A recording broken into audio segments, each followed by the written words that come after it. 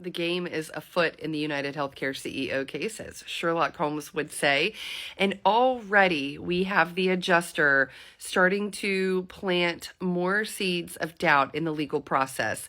Last night, the state was making their case as to why he should have a high bond.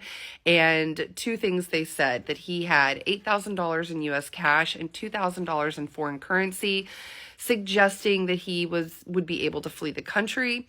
They also said he had a Faraday bag. A Faraday bag is typically used to jam the signal of your cell phone from being intercepted. The adjuster said, "Tut, that was not my cash. I don't know where that came from. I've not seen that cash. That cash could have been planted on me." And then he said that was a waterproof bag. It was just a waterproof bag.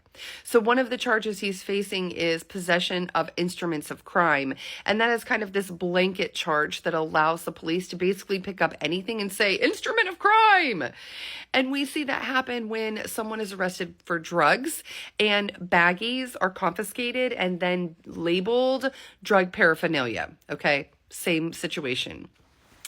As this is trucking along, I can't help but think of the very odd scenario that the past few months we've had these look-alike contests popping up, and TikTok has been inundated with look-alike contests. And it got me to thinking how odd that culturally we just happen to really be obsessed with this look-alike concept. Because after the photos were released, look at all the people on TikTok who were like, I look like them, I look like them, I look like them.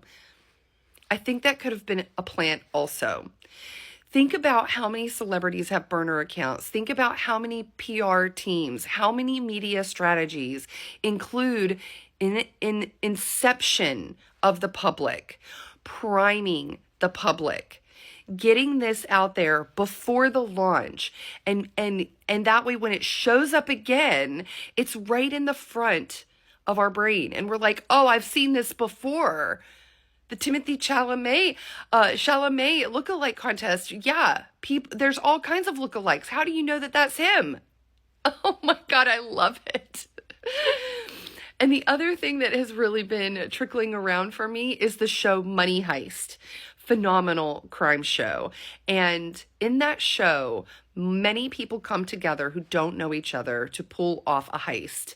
And there were a couple who were related, but for the most part, all of the criminals did not know each other.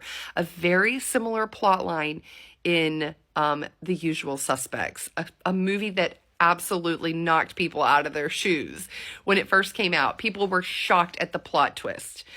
And I think we have to kind of keep that in mind about more than one person being involved. And they may not have even known each other in person, which will then throw off investigators even more.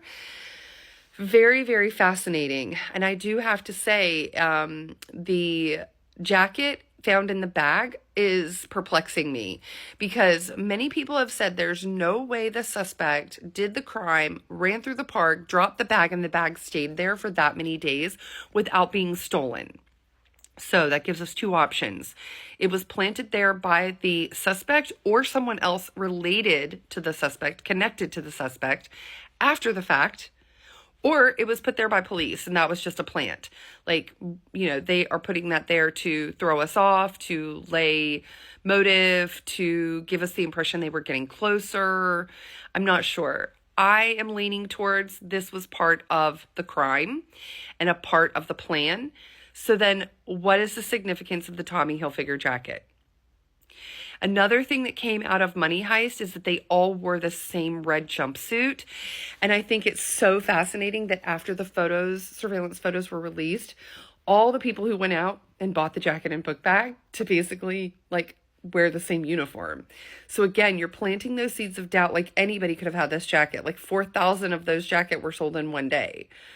Oh my goodness, this is interesting, and there are still so many possibilities of what has happened. So many possibilities.